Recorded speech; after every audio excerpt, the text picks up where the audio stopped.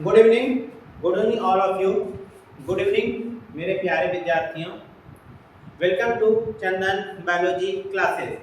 मैं आपका biology mentor चंदन sir. तो आज हम लोग एग्जाम के पॉइंट ऑफ व्यू से जो हम लोगों का सेकंड चैप्टर है 11th का, जिसको आप लोग बोलते हो बायोलॉजिकल क्लासिफिकेशन। ओके, तो ये वाला जो चैप्टर है, ये वाले चैप्टर को हम लोग हिंदी मीडियम और इंग्लिश मीडियम दोनों स्टूडेंट के बिहाफ से पढ़ेंगे, ताकि कोई भी मीडियम का स्टूडेंट हो, यदि वो मेरा ये वाला वीडियो देख ले तो इस वाले चैप्टर से जितने भी एमसीक्यू आएंगे उनका सारा का सारा बनना चाहिए। इस बात की गारंटी मैं देता हूँ। आपको बस क्या करना है, ध्यान से इस चैप्टर को अच्छे से देखना है। चलिए, सबसे पहले हम लोग स्टार्ट क्या करेंगे, बात जरा सा समझने वाली बात है। जो इम्पोर्टेंट पॉइंट है उसको मैं आपको थ्योरी के माध्यम से बताऊंगा, ताकि आपको एमसीक्यू बनाने में कहीं कोई परेशानी नाम का चीज ही ना हो। आपको जानना क्या है जो आपके एग्जाम में पूछेगा। तो पहला चीज आप ये जान लो कि बायनोमियल नोमेनक्लेचर, जिसको हिंदी में आप बोल सकते हो द्विनाम पद्धति। ठीक है, ये वाला किसने दिया? ये बायनोमियल नोमेनक्लेचर जिस साइंटिस्ट ने दिया था उनका नाम था कैरोलस लिनियस। उनका नाम क्या था बच्चों? Carolus Linnaeus. कैरोलस लिनियस ने क्या दिया था? Binomial nomenclature. बायनोमियल नोमेनक्लेचर क्या होता है इसके बारे में मैंने आपको पिछले वीडियो में बताया है, तो वहां से आप अच्छे से देख लीजिएगा। ठीक है, दूसरा चीज जो आपको एग्जाम जानना चाहिए, 5 किंगडम क्लासिफिकेशन सिस्टम। एकदम इंपॉर्टेंट क्वेश्चन, ध्यान रखिएगा। यदि कोई आपसे पूछता है कि 5 किंगडम क्लासिफिकेशन सिस्टम ना दिया हुआ है, 5 जगत का वर्गीकरण या 5 जगत वर्गीकरण, ये वाला थ्योरी किसने दिया दोस्तों? ये वाला थ्योरी देने वाले जो साइंटिस्ट थे उनका नाम था R.H. विटेकर। उनका नाम क्या था? R.H. विटेकर। ठीक है, अब ध्यान दीजिएगा, ये कब दिया गया था? 1969। तो R.H. विटेकर ने क्या बोला कि दुनिया में जितने भी ऑर्गेनिज्म हैं उसको हम लोग 5 किंगडम में डिवाइड करेंगे। कितने किंगडम में डिवाइड करेंगे? तो 5 किंगडम में। अब उन पांचों किंगडम का नाम क्या क्या होगा वो भी मैं आपको थोड़ा सा बता के चलता हूँ। तो जो पहला किंगडम है उसको आप बोलोगे मोनेरा, दूसरा किंगडम है उसको आप बोलोगे प्रोटिस्टा, तीसरा किंगडम है उसको आप बोलोगे फंजाई, जो अगला किंगडम है उसको आप बोलोगे प्लांटी, और जो अंतिम किंगडम है उसको आप बोलोगे एनिमेलिया। ठीक है, ओके। ये हुआ साधारण सी बात है। मैं साधारण बातों के बीच में बहुत सारे क्वेश्चन को मैं कराते हुए निकलूंगा। आप ध्यान दीजिएगा, मोनेरा में किसको रखा गया बच्चों? तो मोनेरा में रखा गया है प्रोकैरियोटिक यूनिसेलुलर ऑर्गेनिज्म को। हिंदी मीडियम वाला जो बच्चा देख रहा है तो हिंदी मीडियम इसको लिखेगा प्रोकैरियोटिक एक कोशिक जीवों को किसमें रखा गया है? तो आप बोलोगे कि सर इसको इसमें रखा गया, किसको? तो मोनेरा में रखा गया। ठीक है, यदि आप प्रोटिस्टा की बात करोगे बच्चों तो प्रोटिस्टा में रखा गया है यूकैरियोटिक और यूनिसेलुलर। एकदम ध्यान से देखिएगा, अंतर क्या है कि इसमें प्रोकैरियोटिक रखा गया है, इसमें यूकैरियोटिक रखा गया है। हिंदी में क्या बोलोगे? यूकैरियोटिक और एक कोशिक जीवों को किसमें रखा गया है? आप बोलोगे किसमें? प्रोटिस्टा में। बाकी ये तीनों जो किंगडम है इसमें रखा गया है यूकैरियोटिक और मल्टीसेलुलर। यूकैरियोटिक और मल्टीसेलुलर। यदि आप हिंदी की बात करोगे तो आप बोल सकते हो यूकैरियोटिक बहुकोशिक जीवों को किसमें रखा गया बच्चों? आप लोग को बोलना है फंजाई में, प्लांटी में और एनिमलिया में। बस एक एक्सेप्शन है जो ध्यान रखिएगा, वो एक्सेप्शन फंजाई का है। फंजाई में जो एक्सेप्शन है जिसको आप हिंदी में अपवाद बोलते हो वो है ईस्ट। ऐसा फंजाई है जो यूकैरियोटिक है और क्या है वो आपका यूनिसेलुलर है। बाकी आप लोगों को कोई डाउट नहीं हो करना। अब देखो यहाँ पर अपने बना लोगे, तो मतलब टू किंगडम सिस्टम किसने दिया? इसने द्विनाम पद्धति भी दिया था, और इसने टू किंगडम सिस्टम भी किसने दिया था? तो लिनियस ने टू किंगडम सिस्टम दिया था, लिनियस ने। इनके आधार पे दो किंगडम कौन कौन से थे? एक किंगडम का नाम था प्लांट और एक किंगडम का नाम था एनिमल। दो किंगडम इन्होंने बनाया था, प्लांट और एनिमल। आप बता ही दोगे कि लिनियस क्या है। अगला क्वेश्चन आपसे पूछता है कि फाइव किंगडम किसने दिया? तो आप आसानी से बोल दोगे विटेकर ने दिया, क्योंकि जस्ट मैंने अभी आपको बताया किसके बारे में? विटेकर के बारे में। अगला क्वेश्चन आप देखोगे, 3 नंबर देखोगे, फाइव किंगडम में किसे नहीं रखा गया है? ये वाला आप लोग थोड़ा सा स्क्रीनशॉट ले लीजिए ताकि मैं और थोड़ा सा आपको क्लियर कर पाऊं। ओके, अब आगे देखिए, फाइव किंगडम की जहां तक आप बात करोगे तो फाइव किंगडम में किसे नहीं रखा गया? ध्यान देना बच्चों। तो यदि आप ध्यान रखोगे कि जो फाइव किंगडम है, फाइव किंगडम में किसे नहीं रखा गया? किसे नहीं रखा गया है? Which one is not placed in five kingdom system? तो आपका आंसर होना चाहिए वायरस, आपका आंसर होना चाहिए विरोइड, ठीक है, और आपका आंसर होना चाहिए प्रियॉन्स। ये मेनली तीन जो हैं, इनको फाइव किंगडम क्लासिफिकेशन सिस्टम में नहीं रखा गया। किसको? वायरस को, और बोल सकते हैं विरोइड को, और बोल सकते हैं किसको? प्रियॉन्स को, ठीक है। और आप बोलना है तो आप लाइकेन को भी आप बोल सकते हैं। इनको फाइव किंगडम क्लासिफिकेशन सिस्टम में नहीं रखा गया। बात समझ में आ गया? अभी देखिए 4 नंबर क्वेश्चन क्या बोला?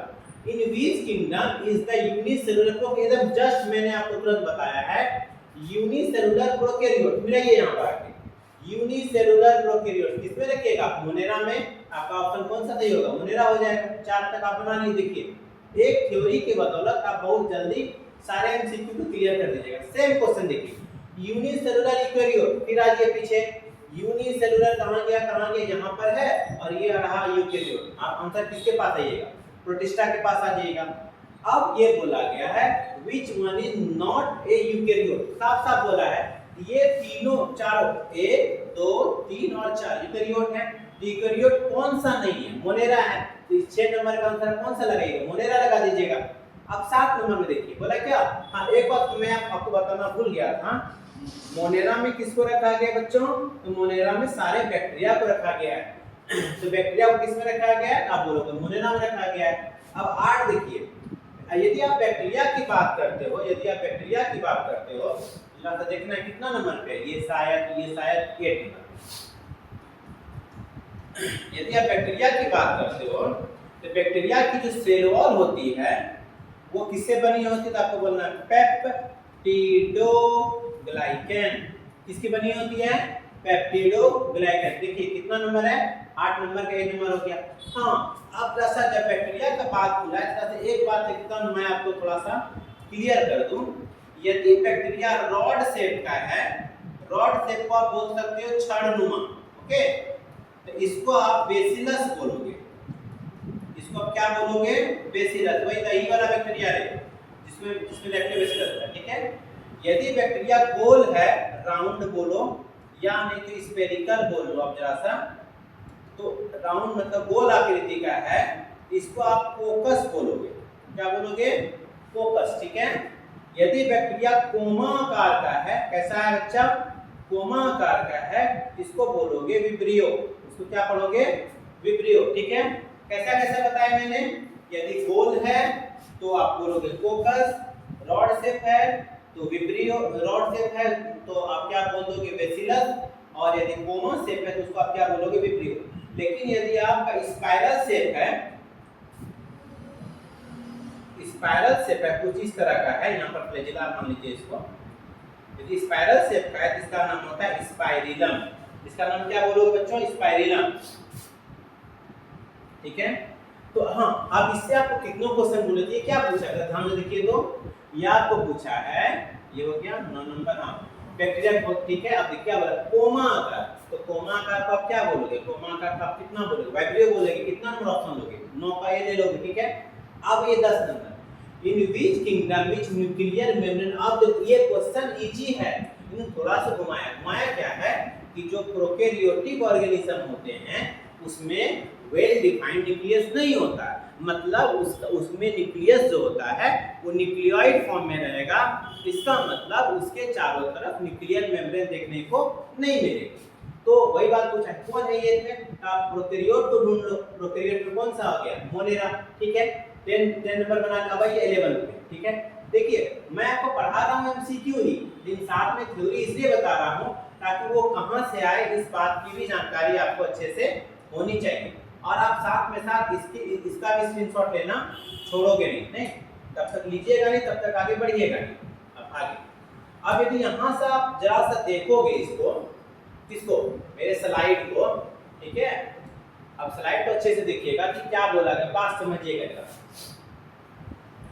यदि मैं बैक्टीरिया कितना नंबर पे मैं थ्योरी लगा रहा हूँ, 11 नंबर। यदि मैं क्या बोल सकता हूँ, मोनेरा की बात करूँ या बैक्टीरिया की बात करूँ, ठीक है, इसको हम लोग मेनली 2 ग्रुप में बांटते हैं। एक को बोलते हैं आर्कीबैक्टीरिया, एक को बोलते हैं आर्कीबैक्टीरिया, मतलब ये बहुत प्राचीनतम बैक्टीरिया है। धरती पर सबसे पहले यही लोग आए थे। ये प्राचीनतम जीवाणु हम लोग इसी में रखते हैं, ठीक है। और एक होता है यू बैक्टीरिया, ठीक है। तो यू बैक्टीरिया को हम लोग मॉडर्न बैक्टीरिया भी बोलते हैं, या इसी को हम लोग ट्रू बैक्टीरिया भी हम लोग बोलेंगे, ठीक है। तो और यू बैक्टीरिया फिर हम लोग 2 ग्रुप पढ़ते हैं। एक का नाम, एक को हम लोग पढ़ देते हैं साइनो जीवाणु, ठीक है। इसको आप क्या बोलिएगा, साइनो बैक्टीरिया बोल लीजिए। और दूसरा जो ग्रुप है उसमें हम लोग पढ़ते हैं माइकोप्लाज्मा, ये सबसे छोटा है, ठीक है। सबसे छोटा से पूछे तो माइकोप्लाज्मा ही आता है। तो आप देखिए वास्तविक बैक्टीरिया को किस ग्रुप में रखा गया। क्या क्वेश्चन है आपका कि जो भी ट्रू बैक्टीरिया है उसको क्यों, आपको पता ही है ट्रू बैक्टीरिया किस में आएगा, यू बैक्टीरिया में आ गया। तो आपके 11 का कितना नंबर गया, बी नंबर। ये एमसीक्यू तो आप पढ़ ही रहे हो, उसके साथ थ्योरी का होना बहुत अधिक जरूरी है, ठीक है। अब आगे देखिए, अब 12 नंबर के लिए आपका थ्योरी क्या है कि यदि आप थोड़ा सा ध्यान से पढ़ोगे तो होता है नॉस्टॉक और एनाबिना में ऐसा क्या होता है जो नाइट्रोजन को फिक्स करते हैं। तो साफ साफ बोल दीजिएगा, इस सब में होता है हेट्रोसिस्ट, ठीक है। हेट्रोसिस्ट कितना नंबर ऑप्शन पे है आपका, 3 नंबर पे। क्या होता है, हेट्रोसिस्ट होता है, स्पेलिंग के लिए आपको हेट्रोसिस्ट, ठीक है, जिसके द्वारा ये वायुमंडल के नाइट्रोजन को फिक्स कर लेते हैं, ठीक है, और यूज के लायक बना देते हैं। अगला जो आप 13 नंबर देखिएगा, 13 नंबर में आपको ये बोला जा रहा है कि जो सिट्रस कैंकर जो डिजीज है ये किससे होता है। तो ये ज्यादा नहीं सोचना है इसमें, ये आपको बैक्टीरिया से ही होता है, ठीक है। 14 यदि आप आओगे, बोला कि इसमें सेल वॉल नहीं होता है बच्चा, एकदम दौड़ के कहाँ आ जाओ, माइकोप्लाज्मा के पास सेल वॉल नहीं होता है, माइकोप्लाज्मा के पास सेल मेम्ब्रेन होता है। तो कितना नंबर है, 14 का सी हो गया, ठीक है। 15 यदि आओगे यहाँ पे तो बोलता है कि बैक्टीरिया के पास किस शेप का डीएनए होता है, बैक्टीरिया के पास मिली किस शेप का डीएनए होता है। आपको बोलना है यदि बैक्टीरिया है इसके पास हेलिकल डीएनए होगा। कैसा डीएनए होगा, हेलिकल डीएनए होगा, ठीक है। हाँ, ये एकदम पता है। अब देखिए यहाँ यदि आप जान जाइएगा, अब 16 नंबर के लिए आपको थ्योरी की रिक्वायरमेंट पड़ेगी। अब जरा सा यहाँ पे मेरी बातों को जरा सा समझिए। दूसरा जो ग्रुप हम लोग पढ़ते हैं, पहला तो क्या मोनेरा, सेकंड जो हम लोग का किंगडम है, सेकंड यदि किंगडम की आप बात करोगे तो मैं उतना ही पढ़ाऊंगा जिससे आपका एग्जाम में पूरा बनेगा, ठीक है। सेकंड जो किंगडम है उसका नाम है प्रोटिस्टा। क्या नाम है बच्चा, प्रोटिस्टा। अब प्रोटिस्टा के बारे में क्या क्या एग्जाम में पूछता है। पहला, इसका बाउंड्री सर्टेन नहीं है, मतलब इसका बाउंड्री निर्धारित नहीं है। इसका अर्थ क्या हुआ, कि इसके कुछ गुण जो है ना,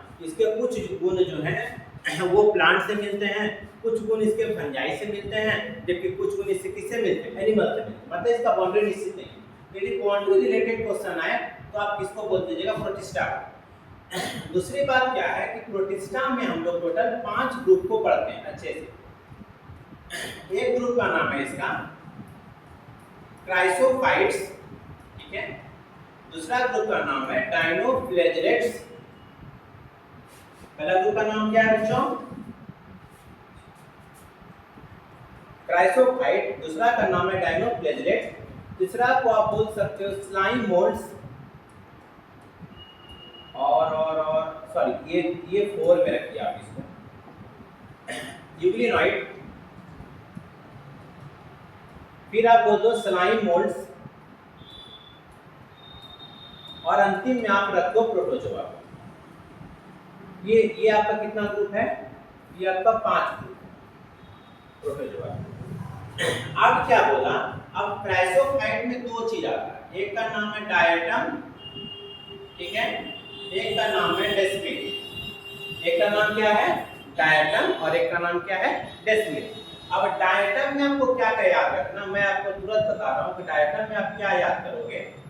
यदि आप डायटम को देखना चाह रहे हो तो डायटम के क्या याद करोगे? पहला, इसका जो सेल वॉल है, मतलब कोशिका भित्ति जो आप बोलोगे, इसका सेल वॉल किसका बना होगा? सिलिका का बना होगा, पहला। और इसका शेप होता है साबुनदानी की तरह, सोप बॉक्स। ये 2 चीज याद रखना किसके बारे में? डायटम के बारे में। डेस्मिड को हम लोग गोल्डन एल्गी करते हैं, डेस्मिड को हम लोग क्या बोलते हैं? Golden algae. बस आपको इतना याद रखना है, इसका सेल वॉल में सिलिका मिलेगा और इसका शेप कैसा होगा? तो सोप बॉक्स। वही आपको पूछा भी है इसमें ना कि सोप बॉक्स की तरह कौन दिखता है, चाहिए डायटम के पास। तो क्लियर, डायटम का सेल वॉल में क्या मिल रहा है आपको? सिलिका, ठीक है। यहाँ पर यहाँ पर आपको सिलिका है, डबल एल सिंगल एल कर लीजिएगा। अब कितना बचा? 17, अब आगे 18 यहाँ पे। हाँ, अब आइए इस पे डायनोफ्लेजेलेट। डायनोफ्लेजेलेट में आप एक एग्जांपल याद रखिएगा, गोनिया लैक्स। इसका एक ही एग्जांपल है जिसको हम लोग क्या बोल देते हैं? गोनिया लैक्स। लिखा भी होगा शायद कहीं पे, ठीक है, गोनिया लैक्स। अब ये बच्चा देखो, ये थोड़ा जहरीला होता है, ठीक है, और किस कलर का होता है बच्चा? ये रेड कलर का होता है। तो ये पूछा भी है, ये एग्जांपल आप आज गोनिया लैक्स के पास 20 में देखिएगा, सेप्रोफिटिक। सेप्रोफिटिक का मतलब मरे हुए चीजों पर कौन उगता है? ये आ गया स्लाइम मोल्ड्स, ठीक है, ये सेप्रोफिटिक होता है, मतलब मृत पोषी बोल सकते हो आप। क्या बोलोगे आप? मृत पोषी, सेप्रोफिटिक नहीं, यहीं पे किसमें? ये इसमें। ओके हो गया। आप बोलते हाँ, अमीबा कैसे चलेगा, ठीक है, अमीबा कैसे कुछ करेगा?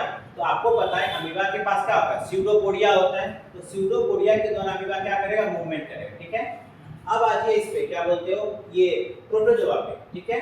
तो आपका 22 क्या 2021 बता दिया मैंने आपको, 15, 16, 21 से देखिए क्या क्या है। अब ये 21 आप यहाँ पे देख रहे हो, अमीबा के साथ आ गया स्यूडोपोडिया। 22 यदि आप देख रहे हो, स्लीपिंग सिकनेस कौन करेगा? ट्रिप्नोसोमा कर लेगा ये, ठीक है। 23 यदि आप यहाँ पे देख रहे हो तो बोलता है क्या? हाँ, मलेरिया वाला, प्लाज्मोडियम। सब जानते, बच्चा जानता है मलेरिया का संबंध किससे है? प्लाज्मोडियम से ही होगा। 24 यदि आ रहे हो, हाँ, तो ब्रेड और बियर। अरे बच्चा, बियर वही पीने वाला, किससे बनेगा? ईस्ट से बनता है, ठीक है। 25 यदि आप आ रहे हो यहाँ पे, तो 25 इधर होगा मेरे साथ, ठीक है। हाँ, होता है क्या? हाँ, कौन सा डिजीज, विच रस्ट डिजीज, ध्यान दीजिएगा। यदि आपको रस्ट का बात करें अच्छा, तो रस्ट के लिए आप यहाँ पे आ जाइए। तो रस्ट के लिए कौन सा डिजीज करता है? पक्सिनिया। कौन कर रहा है आपका? पक्सिनिया। पक्सिनिया कितना नंबर पे है? 25 का सी नंबर। इसका स्क्रीनशॉट ले लीजिएगा, इसको बाद में भी हम लोग करेंगे, ठीक है। 25 का कितना नंबर हो गया? C number. चलिए 26 यदि आप आते हैं, आज मैं आपको 30 कराऊंगा, ठीक है। 26 में बोलता है कि नेटवर्क, हाँ, फंजाई में जो फिलामेंट होता है उसको क्या बोलते हैं? तो 26 नहीं, सॉरी, 26 में एंटीबायोटिक पेनिसिलियम यूज कर लीजिए इसमें, ठीक है। 27 यदि आप आते हो तो बोलता है क्या? जो फंजाई में जो फिलामेंट होता है उसको क्या? माइसिलियम बोल लीजिए उसको। 28 यदि आते हो आप, तो 28 में क्या बोला? हाँ, ब्रेड वाले को राइजोपस बोल लो। 29 यदि आप बोलते हो यहाँ पर, क्या बोलता है? पैरासिटिक। मस्टर्ड पे है ना, मस्टर्ड पे कौन होता है? अल्बुको होगा। 29 का ए हो जाएगा। और आज का लास्ट क्वेश्चन जो आप 30 नंबर आप देखोगे, सेक फंजाई। क्या है? सेक फंजाई। जहां तक आप सेक फंजाई की बात कर रहे हो, हम एस्कोमाइसिटिस को बोलते हैं। कहां गया? 30 का क्या होता है? बी। तो आज के लिए बस इतना ही। मैं आपको थ्योरी के साथ एमसीक्यू कराया हूं ताकि आपको ज्यादा से ज्यादा कांसेप्ट क्लियर हो। कोई जरूरी नहीं कि आपका एक क्वेश्चन आएगा, लेकिन यदि आपका थ्योरी क्लियर हो रहा है तो मतलब आपका क्वेश्चन को भी छूटने का जरूरत नहीं है। Thank you. देखने के लिए, और मैं ये चाहूँगा कि मेरे इस वीडियो को ज़्यादा से ज़्यादा शेयर कीजिए, ताकि और भी बच्चे जो हमसे डायरेक्टली नहीं पढ़ रहे हैं वो इस वीडियो के माध्यम से अपने परीक्षा की तैयारी को अच्छे से कर सकें। Thank you, bye.